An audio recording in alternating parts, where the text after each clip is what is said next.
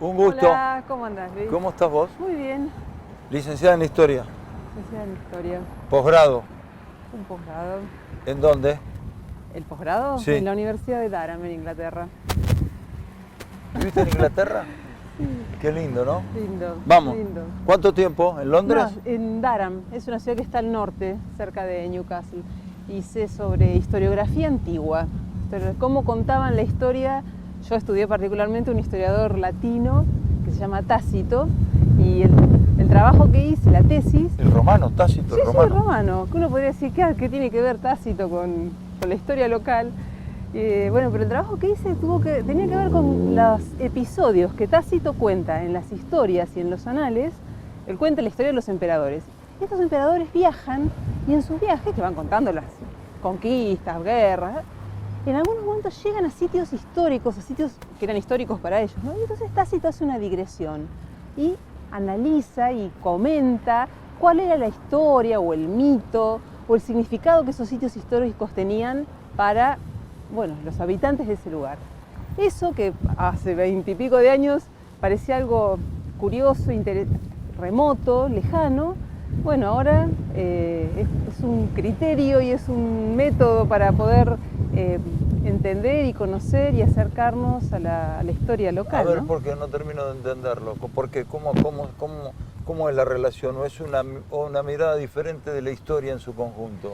No, tiene que ver con cómo se cuenta la historia y en particular en esos episodios se cuentan historias, en algunos casos míticas, que no son exactamente verdaderas, pero que constituyen el sentido que un sitio histórico tiene para un pueblo, para una comunidad. Nosotros, bueno, ahora donde estamos acá recorriendo, podemos pensar acá eso, estuvo ¿no? la historia de Bahía Blanca desde su nacimiento prácticamente, ¿no? Claro. Porque esto fue construido en 1891. Exacto, ya de unos años antes... Estaba el ferrocarril. Ya unos años antes se había formado la empresa Ferrocarril Sur, ya había llegado el ferrocarril a la zona norte de Bahía Blanca, y al mismo tiempo se habían formado otras empresas. Bueno, una de ellas era el Bahía Blanca al noroeste, la de Dabreu, que esa en realidad, cuando se constituyó, se cayó otro pedazo de lo que quedaba. No lo digas. En ese momento no empezaron a construir, recién 2 o 3 años más tarde, cuando esa empresa que formó Dabreu fue adquirida por otra sociedad, primero de 2 norteamericanos y luego por accionistas ingleses, recién en 1890 ahí trajeron la moneda, la plata, y bueno, entonces empezaron a ocupar todo este predio, a construir, hace un proceso. Es interesantísimo. Hace unos días, encontré un artículo del año de marzo de 1890, que es re lindo. El periodista viene a recorrer este mismo lugar que estamos caminando nosotros ahora y dice, es impresionante ver, se están haciendo los cimientos de la estación, de los galpones, de los almacenes, de la playa, se está haciendo los terraplenes, se ve un hormigueo de operarios que están trabajando, bueno, y hace toda una descripción así...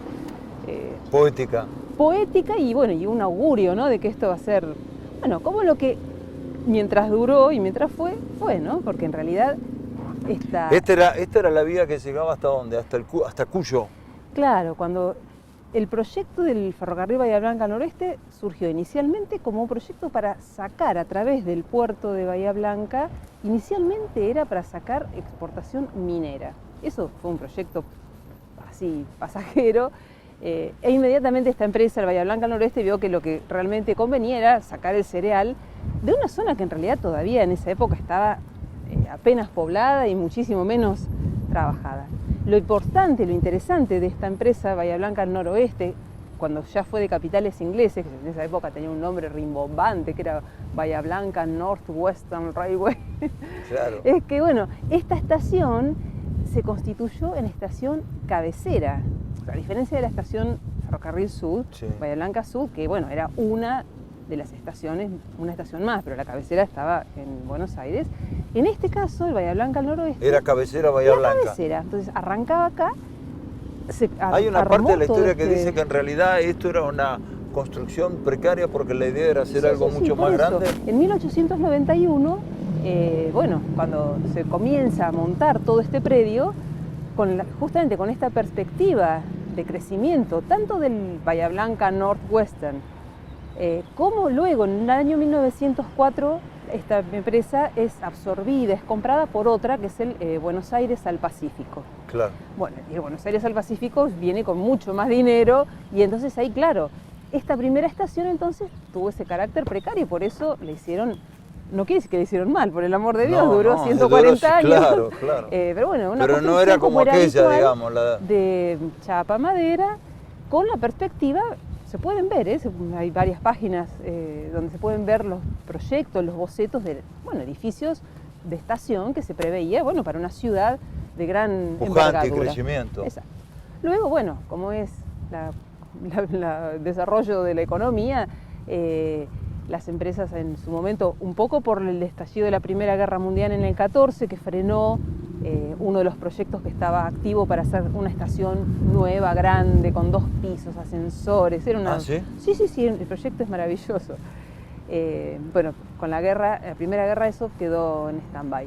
Luego, en el año 1925, la empresa Ferrocarril Sur absorbe toda esta línea, entonces todo lo que correspondía al Buenos Aires al Pacífico y por lo tanto al Bahía Blanca al noroeste, queda todo bajo el control de la empresa Ferrocarril Sur. Sigue conservando el nombre, sección Bahía Blanca Noroeste, pero pertenece todo a la empresa Ferrocarril Sur. Entonces la mirada ya fue diferente. Claro, y en ese momento, por una cuestión de funcionalidad, se empezó a concentrar buena parte del tráfico en la estación Bahía Blanca Sur.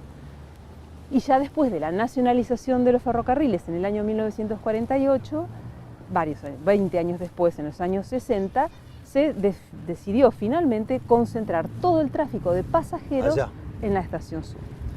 Porque esta estación acá veníamos a agarrar el tren para ir a las playas de Galván. Claro, es un clásico. Este lugar, uno dice, está lleno de historia. Justamente por eso, ¿no? Porque además de esto, así que uno describe en términos de funcionamiento estructural de las empresas, tenía que ver justamente con el tráfico local, ¿no? El tren obrero que llevaba a quienes trabajaban en Loma Paraguaya, en Garro, en Guaite, en Galván fundamentalmente. El tren obrero, el de Galván, era el más usado. ¿Sabes qué me acuerdo de pibe? Yo me crié primero en Sisto Las Piuri y Bravar, ¿no? Hasta que mi viejo compró la carnicería o alquiló la carnicería en Brasil al 300 y me crié hasta 20 y pico años hasta que me casé, en Castelli 1476, donde ahí murió mi vieja hace algunos años.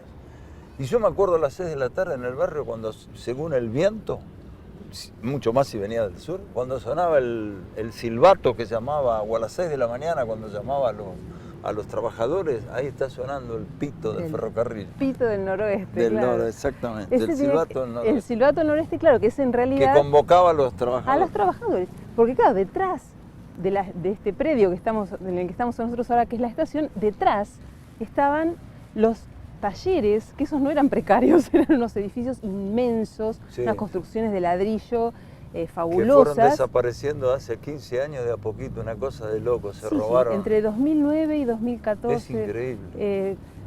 Te digo, cuando empezamos a trabajar en el museo teníamos un montón de material en Ferroguay.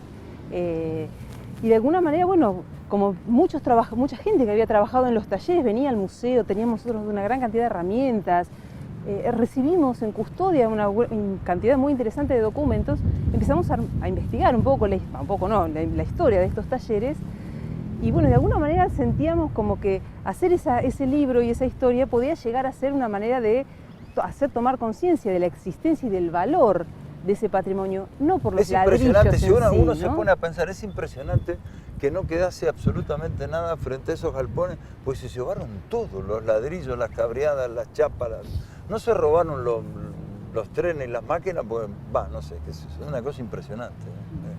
Por eso tu libro se llama Los Talleres Invisibles. El libro se llama Los Talleres Invisibles.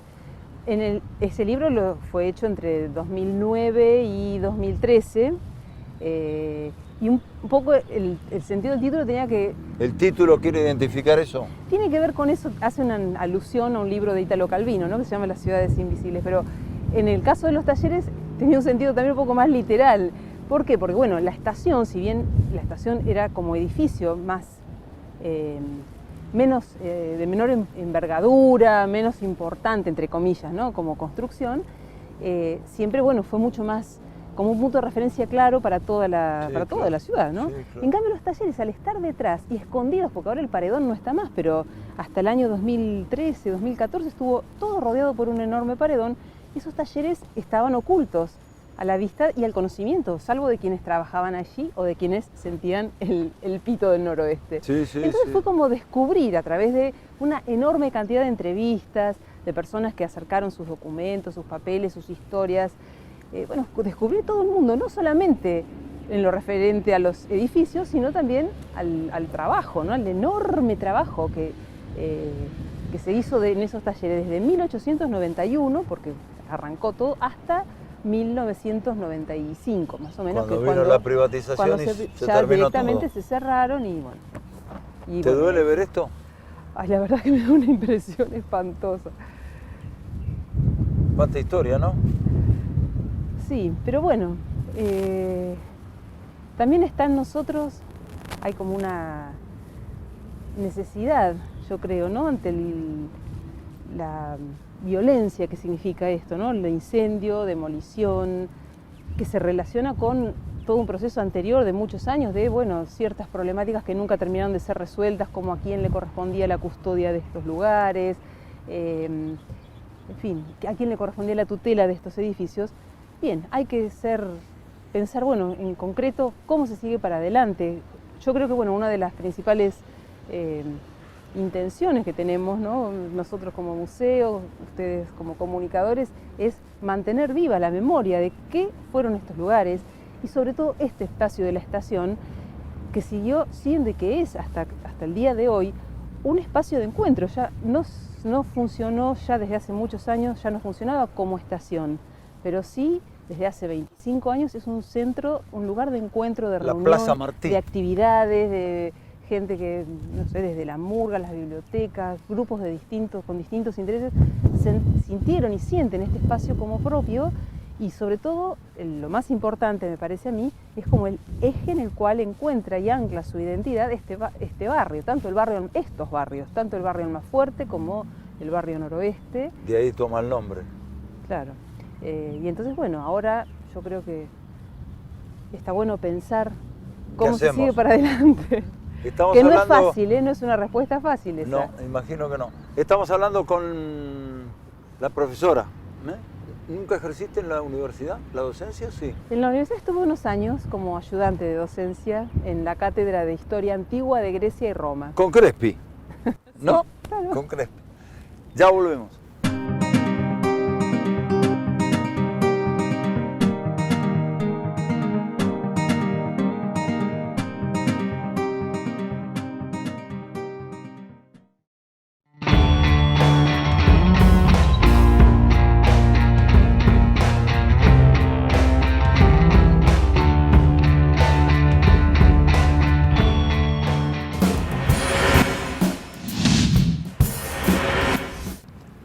¿Y qué se hace con esto? ¿Vos lo pensaste o te escapa a tu idea Bueno, como historiadora? Imagino que sí. Sí. Te lo pregunto como ciudadana bahiense, como comprometida con el tema. ¿Qué pensás? ¿Qué habría que hacer?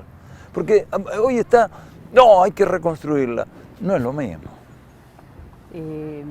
¿no? Me digo yo, lo pienso y lo digo, no es lo mismo, porque acá entonces, esas maderas, esos pisos, los elementos que habría que adentro, los techos, todos guardan 130 y pico años de historia. No se puede reconstruir de la noche a la mañana con materiales de hoy nuevitos. No sé cómo explicarlo, lo entiendo de esa manera.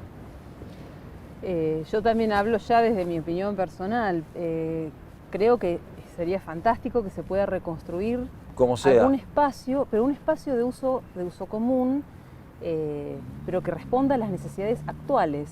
Te entiendo. No o sea, esto ya como estación Ya está. no funciona más, se pueden hacer réplicas, se pueden poner fotografías. Porque además tengo entendido que recomponer la obviamente están los memoria. planos, ¿no? Como para hacer una cosa muy parecida. Probablemente estén. O las fotos están. Fotos hay. Nosotros en el museo los planos no los tenemos, pero supongo que sí, no debe ser. desde el punto de vista técnico no debe ser imposible hacerlo. Uno podría plantearse si como Guarda, ciudad, Cristian, como proyecto, tiene sentido hacer una reconstrucción mimética, una reconstrucción que copie exactamente algo que respondía a un interés, a una necesidad de hace 100 años, de hace 50, no, ni siquiera 50, de hace 70 años, pero que ahora, en función de las actividades y del sentido que tiene este espacio para todo el barrio, tal vez se pueda pensar en otro tipo de construcción. Cuando ustedes escribieron el libro, digamos, hicieron un trayecto desde Rondó hasta Juan Molino o antes para hablar con la gente y conocer la historia, los propios ferroquinas te contaban. Ferroviarios, claro. Cuando empezamos a hacer el proyecto del libro, bueno, eso fue uno de los aspectos más interesantes, ¿no? Porque fue de alguna manera ir descubriendo cómo todo este enorme predio, son realmente 1000 metros, porque va desde Rondó hasta Juan Molina, todo un extenso predio con unos edificios, eran unos edificios inmensos, donde estaba la herrería, el aserradero, la tornería, del galpón de montaje quedan aún algunos restos, el almacén local, la pinturería, todo el cuerpo central que tenía las oficinas, bueno, en fin, todos edificios muy grandes. Y entonces, bueno, haber podido recorrer esos espacios, en ese momento todavía quedaban no solamente edificios, sino incluso quedaban algunos restos de aparatos y de máquinas. Bueno, algunas de estas personas que nos iban contando anécdotas, historias de cómo se trabajaba, los horarios que cumplían, las anécdotas que pasaban, de todo, el comedor. ¿Tenía comedor? Sí, había comedores, baños. Hubo una época, se hicieron varias reformas, ¿no? Porque en eso de querer, o de pensar en esto de reconstruir la estación como fue hace 130 años, hay algo también que, si uno queda anclado solo en eso, hay algo un poco que carece de vida. O sea, uno tendría que pensar que un predio como este, como el de los talleres, tuvo, para responder a las nuevas exigencias tecnológicas de la reparación de los... Tuvo que también hacer sus propios cambios. Hicieron muchas modificaciones en los edificios, qué sé yo, cambiaron las ventanas, las puertas, en fin, como eran los ingleses, que eran absolutamente pragmáticos, y cuando algo no funcionaba más o no servía más, lo cambiaban, lo arreglaban, lo movían, y eran ellos los primeros que modernizaban. Entonces, el complejo de Talleres Bahía Blanca Noroeste también, tanto en la época de los ingleses como después de haber sido nacionalizados, fueron ayornándose desde el punto de vista tecnológico. Pensá, unos pocos años antes de la privatización se hizo la instalación de unos tornos, que trajeron unos tornos polacos de última generación, excelente, todo hacía una tecnología de primera. De primerísima. De primera, y eso te estoy hablando de los años 80, fines de los años 80. A veces queda como una imagen de que estaba todo en decadencia. Bien, es todo mucho más complejo, ¿no? Para mí fue como descubrir un mundo y tratar de entender, ¿no? Un mundo de trabajo, muy complejo, muy interesante, y por esa razón a la vez es el dolor, ¿no? Que a uno le produce ver ahora, en este caso, ¿no?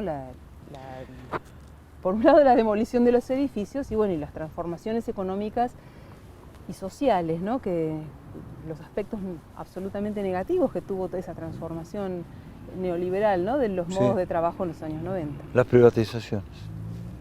Decirlo de una, no hay problema, es así. Las privatizaciones, exactamente.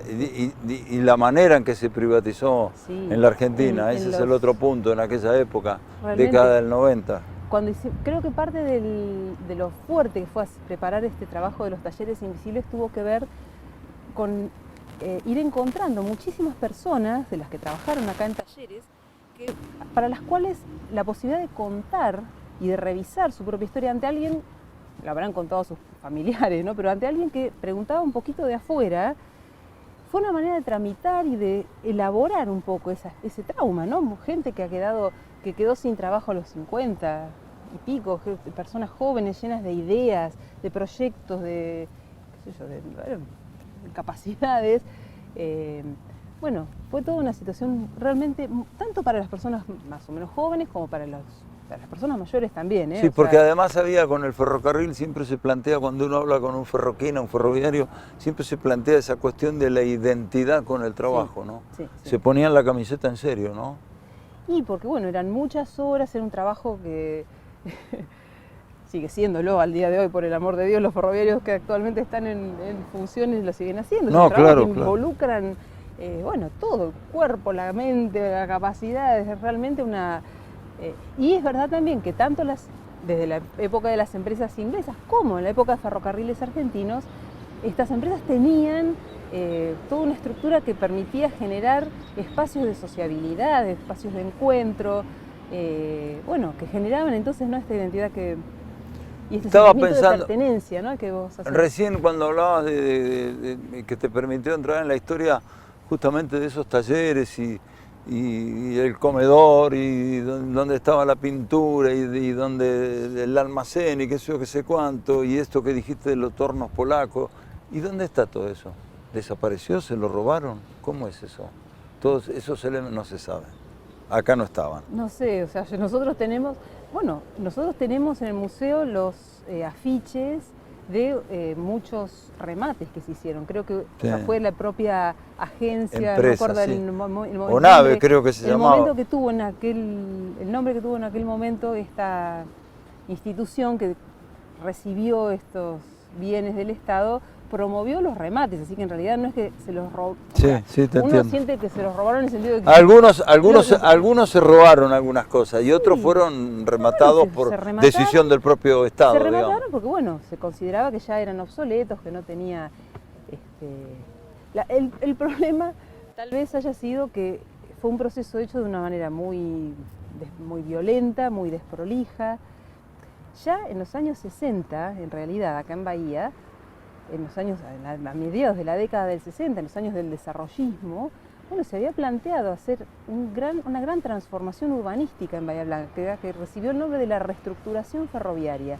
Era un proyecto rejugado porque planteaba la posibilidad de levantar absolutamente todas estas vías, de levantar todo esto, todas estas tierras que se puedan conceder el Estado Nacional, que es el dueño de estas tierras, Sí. lotear, vender, y entonces, bueno, con ese dinero financiar la construcción de barrios, de edificios, y cambiar absolutamente toda la circulación del sistema ferroviario local. Eso, bueno, generó una serie de trámites y cosas, y finalmente a principios de los años 70 quedó en la nada ese proyecto. Pero bueno, quiero decir, no fue la primera vez que se pensó en una transformación, y eso también hubiera generado, si lo hubieran llevado a cabo completamente, tal vez nuestra ciudad ahora sería completamente diferente. Se hablaba de ser un centro de distribución logística en Loma Paraguaya, concentrar todo desde la zona de Bahía Blanca Sud hacia la zona de los puertos. Hubiera sido si lo hubieran hecho, no lo hicieron, tampoco lo dejaron por la mitad y tampoco lo hicieron de manera violenta como fue esto. Ahora esto, lamentablemente, las consecuencias son complejas. ¿Por qué? Porque todas estas tierras que pertenecen, aún hoy, pertenecen al Estado Nacional. Sí.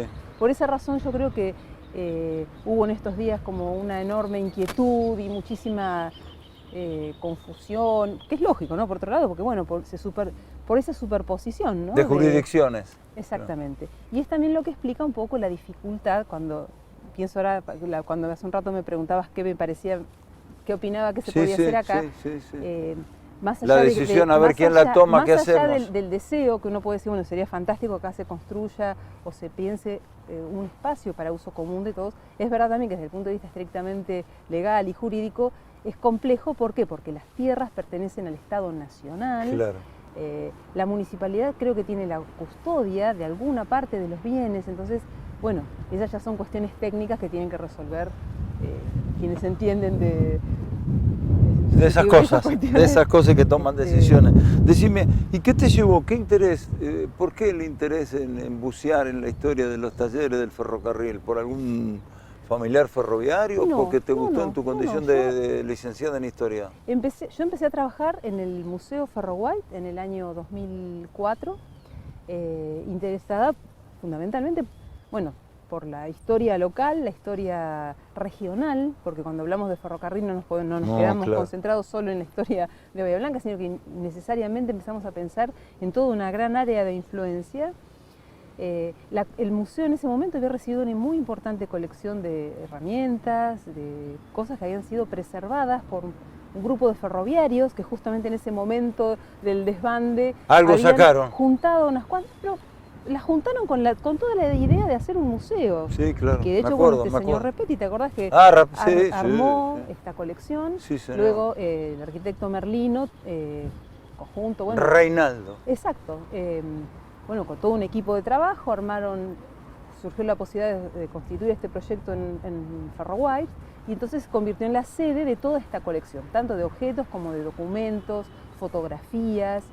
Así que bueno, de alguna manera el estar en el museo, el vínculo con la gente que venía... ¿Te entusiasmó? Muchísimo. Y sobre todo, bueno, el interés por ir escuchando esas historias. Sí, probablemente, bueno, desde el punto de vista personal, ahí uno podría pensar, ¿qué me toca? Bueno, yo también me crié acá a 4 cuadras de este lugar y mi familia en Rondó y Sixto Laspiur, mis abuelos tuvieron un negocio de vino, en fin, hay sí, cuestiones por ahí, pero creo que fundamentalmente tiene que ver con tratar de entender cómo funcionó y cómo funciona nuestra ciudad, bueno, desde el punto de vista económico, desde el punto de vista de las distintas transformaciones en la población, y creo que esto, haber puesto el foco en los talleres para a partir de ahí poder luego ver sindicatos, parroquia, clubes, o sea, toda una serie de instituciones que funcionaron, vinculadas al ferrocarril, o que se vincularon, o que bueno, fue interesante, y sigue siendo al día de hoy, ¿no? Interesante estudiarlas. Tácito, ¿qué hubiera dicho? ¿Qué hubiera escrito? ¿Eh? ¿Qué hubiera escrito? ¿Hubiera contado así con esta pasión la historia? Sí. Sí, sobre todo que la historia más interesante es la historia presente, es la historia más reciente y lo que tiene que responder a las cuestiones del presente. Gracias por caminar este ratito. Un Gracias gustazo. A vos, Luis. Gracias.